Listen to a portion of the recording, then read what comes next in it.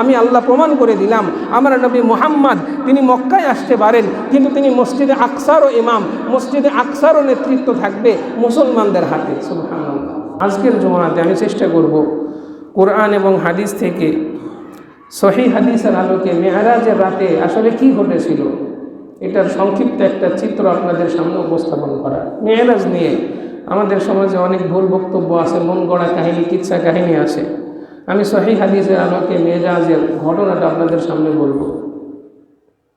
হযরত আনাস বিন মালিক রাদিয়াল্লাহু তাআলা বর্ণিত হাদিসের মধ্যে মেরাজের সেই ঘটনা উঠে এসেছে। নবী করিম সাল্লাল্লাহু আলাইহি ওয়াসাল্লাম বলেন,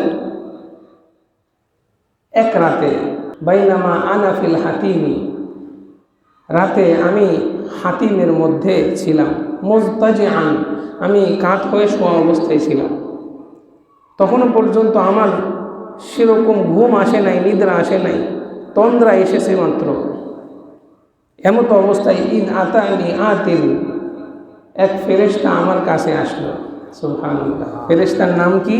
হযরত জিবরিল আমিন। রসুল কোথায় শোয়া ছিলেন? হাতিমের কাছে। আমরা কি হাতিম চিনি? কাবার যে উত্তর পার্শ্ব, সেখানে একটা জায়গা দেখবেন একটু দেয়াল দিয়ে ঘেরা আছে, দেখছেন হয়তো ভিডিওতে বা যারা হজে গিয়েছেন। ওই জায়গাটা কিন্তু কাবার মধ্যে অন্তর্ভুক্ত ছিল। নবী ইব্রাহিম আলাইহিস সালাম যখন কাবা নির্মাণ করেন, ওই জায়গাটাও কাবা শরীফের মধ্যেই অন্তর্ভুক্ত ছিল। কিন্তু কুরাইশরা যখন কাবার পুনর্নির্মাণের সিদ্ধান্ত নেয়, তারা ঘোষণা করেছিল এটা আল্লাহর ঘর, সুতরাং এই ঘর আমরা নির্মাণ করব, কিন্তু এই নির্মাণ কাজে যার যার হালাল পয়সা এই নির্মাণ কাজে খরচ করবে, হারাম টাকা দিতে পারবে না। কিন্তু কুরাইশদের সব টাকা কালেকশনের পরে দেখা গেল যে কাবার বর্তমান যে কাঠামো, এই কাঠামো নির্মাণ সম্পন্ন হয়েছে, বাড়তি অংশটুকু আর কি করা যাচ্ছে না, নির্মাণ করা যাচ্ছে না। তারা আর বাড়তি অংশটুকু নির্মাণ করে নাই, একটা চিহ্ন দিয়ে রাখছে। বাকি তারা তাদের টাকাতে যতটুকু পরিমাণ হয়েছিল ততটুকু তারা নির্মাণ করেছে। যে অংশটুকু তারা যে বর্ডার দিয়ে রাখছে, আমরা যখন কাবা তাওয়াফ করা হয় দেখবেন ওই বর্ডারের এই পাশ দিয়ে কি করে তার তাওয়াফ করা হয়, ওইটাকে তাওয়াফের মধ্যে রেখে তাওয়াফ করা হয়। কেন? কারণ ইব্রাহিম আলাইহিস সালামের বিনা ওইটার উপরে ছিল। তো ওই যে জায়গা মাঝখানের যে শূন্য জায়গাটা, ওটাকে বলা হয় হাতিম, আরেক শব্দে বলা হয় হিজর।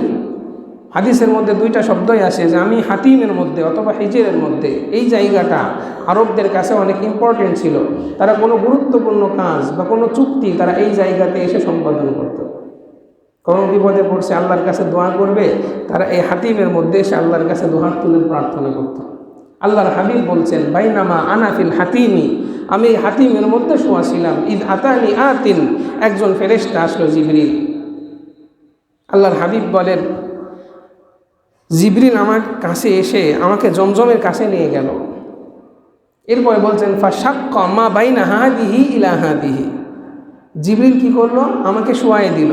শোয়ায়ে আমার এই গলার উপরি ভাগ থেকে নিয়ে আমার নাভি পর্যন্ত পুরো বুকটা চিরে ফেললো। সুবহানাল্লাহ। ফাশাক্কা মা বাইনা হাদিহি ইলা হাদিহি, এই পর্যন্ত চিরে ফেললো। ফাস্তাখরাজা কলবি, আমার হৃৎপিণ্ডটা জিবরিল আমিন বের করলেন। সুবহানাল্লাহ। আল্লাহর হাবিব বলে হৃৎপিণ্ডটা বের করে ফাগুসিলা, সেটাকে ধুয়ে ফেলা হলো। সুম্মা তুবিয়া সুম্মা ওয়াহিদা, এরপরে সেই হৃৎপিণ্ডটা ঈমান এবং হিকমতের পরিপূর্ণ করে দেওয়া হলো। সুবহানাল্লাহ। অন্য রিওয়ায়াতের মধ্যে আছে, সুম্মা উতিয়া বিতসতিন মিন যাহাব, আমার কাছে স্বর্ণের একটা পাত্র নিয়ে আসা হলো, মামলুইন ঈমানান ওয়া হিকমা, যেই পাত্রটা ঈমান এবং হিকমতে পরিপূর্ণ ছিল। সুবহানাল্লাহ।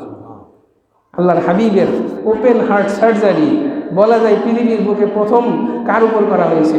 নবী মুহাম্মদুর রাসূলুল্লাহ সাল্লাল্লাহু আলাইহি ওয়াসাল্লামের করা হয়েছে, যে বুকের উপরিভাগ থেকে নাভি পর্যন্ত পুরোটা চিরে তার হৃৎপিণ্ড বের করে জমজমের পানি দিয়ে ধুয়ে ঈমান এবং হিকমত দিয়ে আল্লাহর হাবিবের অন্তরটাকে পরিপূর্ণ করে দেওয়া হয়েছে।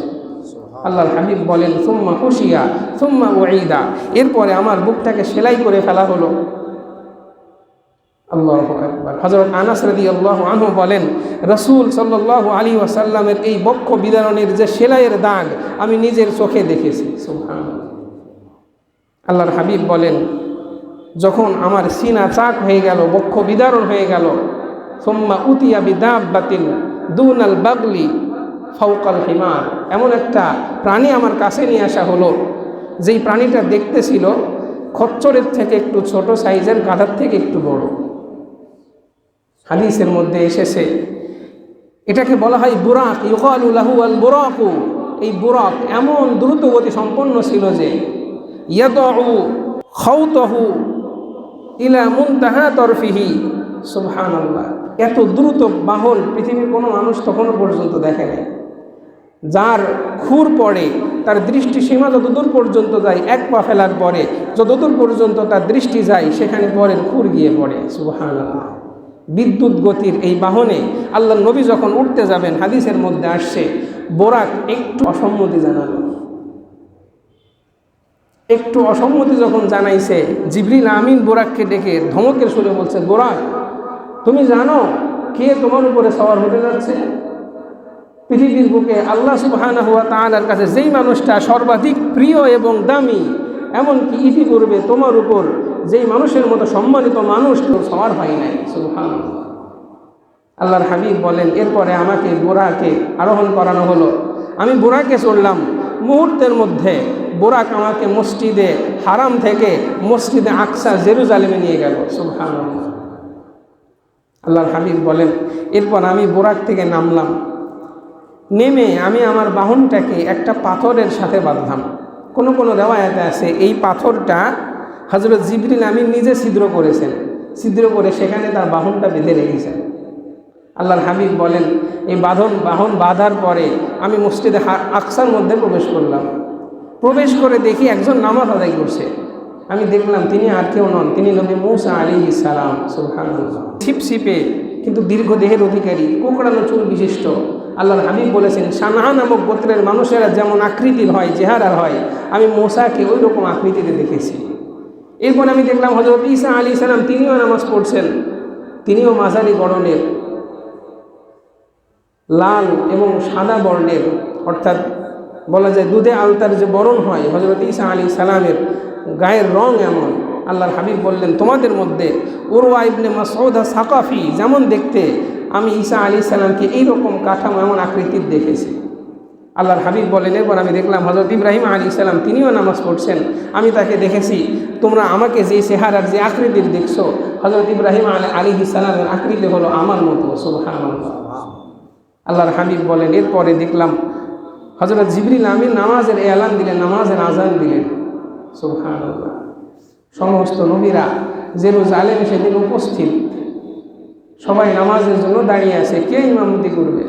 হযরত জিবরিল আমিন এসে আল্লাহর হাবিব মুহাম্মদুর রাসূলুল্লাহর হাতটা ধরে এগিয়ে দিলেন যে আজকের দিনের ইমামতি আপনি মুহাম্মদুর রাসূলুল্লাহ ছাড়া আর কারো জন্য শোভা পাবে না, সুবহানাল্লাহ। আল্লাহর হাবিব যে ইমামুল মুরসালিন, সাইয়্যিদুল আম্বিয়া, আল্লাহ সুবহানাহু ওয়া তাআলা এটা দুনিয়াতে প্রমাণ করেছেন। সমস্ত নবীকে জেরুজালেমের সেই মসজিদে আকসায় সমবেত করেছে, জিবরিল আমিনের মাধ্যমে আজান দিয়ে ইমাম বানিয়েছেন কাকে? আমাদের নবী মুহাম্মদুর রাসূলুল্লাহ সাল্লাল্লাহু আলাইহি ওয়াসাল্লামকে। কেন আল্লাহর রসুলকে মসজিদ আকসায় নিয়ে যাওয়া হলো? সূরা বনী ইসরাঈল পড়ে দেখেন, মেরাজের এই আয়াত বর্ণনার পরেই আল্লাহ বলেছেন, আমি ইহুদিদেরকে বলেছিলাম যদি তোমরা নাফরমানি করো, আমার অবাধ্যচারণ করো, এই মসজিদের উপর কিন্তু দুইবার হামলা হবে। দুইবার হামলা হয়েছে ইহুদিদের বিরুদ্ধচারণের কারণে। হযরত ইব্রাহিম আলাইহিস সালামের কয় সন্তান? একটু যদি পেছনে ফিরে যায়, কয় সন্তান? দুই সন্তান, হযরত ইসমাঈল, হযরত ইসহাক আলাইহিস সালাম। হযরত ইসমাঈল আলাইহিস সালাম এর বংশে কোনো নবী আসে নাই, শেষ নবী মুহাম্মদুর রাসূলুল্লাহ ছাড়া। কিন্তু আপনারা জানেন হযরত ইসহাকের সন্তান ইয়াকুব, ইয়াকুবের 12 জন ছেলে, সেখান থেকে নবুয়তের বংশধারা চালু হয়েছে, যাদেরকে বনী ইসরাঈল বলা হয়। এমনকি আল্লাহর নবীর আগমনের আগে সমস্ত নবীরা এই বনী ইসরাঈলের মধ্যে এসেছে এবং তাওহীদের পতাকা, নেতৃত্ব তাদেরকেই দেওয়া হয়েছে এবং তাওহীদের কেন্দ্রস্থল বানানো হয়েছে মসজিদ আকসাকে। কিন্তু তাদের নাফরমানির কারণে বারংবার সতর্ক, নবী পাঠানোর পরও যখন তারা আল্লাহর বিরুদ্ধচারণ করেছে, আল্লাহ সুবহানাহু ওয়া তাআলা ইসমাঈলী বংশের নবী মুহাম্মদুর রাসূলুল্লাহ সাল্লাল্লাহু আলাইহি ওয়াসাল্লামকে নবুয়তের এই কেতন তার হাতে দিয়েছে, তাওহীদের এই পতাকা তার হাতে দিয়েছে, ইসলামের ভূমি বানিয়েছে। হযরত ইব্রাহিম যেই কাবা বানিয়েছিল, সেই কাবাকে সুবহানাল্লাহ। আল্লাহ প্রমাণ করলেন যে এই নবী যদিও মক্কায় এসেছে, ভেবো না যে মসজিদে আকসার দখলদারিত্ব তোমাদের থাকবে। আমি আল্লাহ প্রমাণ করে দিলাম আমার নবী মুহাম্মদ তিনি মক্কায় আসতে পারেন, কিন্তু তিনি মসজিদে আকসারও ইমাম, মসজিদে আকসারও নেতৃত্ব থাকবে মুসলমানদের হাতে। সুবহানাল্লাহ। দাবি করে না ইহুদিরা মসজিদে আকসা তাদের না, আল্লাহ মেয়ারাজের রাত্রে প্রমাণ করে দিয়েছেন মসজিদে আকসা এটা মুসলমানদের। মসজিদে আকসার ইমাম অন্য কেউ হওয়ার উপযুক্ত না, তিনি হলেন শেষ নবী মুহাম্মাদুর রাসূলুল্লাহ সাল্লাল্লাহু আলাইহি ওয়াসাল্লাম। আল্লাহর হাবিব বলেন নামাজ যখন শেষ হলো আমি মসজিদ থেকে বের হলাম। মসজিদ থেকে বের হওয়ার পরে আমার কাছে দুইটা পাত্র নিয়ে আসা হলো, একটা মদের পাত্র আরেকটা দুধের পাত্র। আমাকে বলা হলো আপনি কোনটা গ্রহণ করবেন? আল্লাহর হাবিব বলছেন আমি দুধটাকে গ্রহণ করলাম। হযরত জিবরিল আমিন বললেন আসাবতাল ফিতরা ইয়া রাসূলুল্লাহ, হে আল্লাহর রসুল আপনি ফিতরাতকে গ্রহণ করেছেন, আপনি যদি মদ গ্রহণ করতেন আপনার উম্মত গুমরা হয়ে যেত।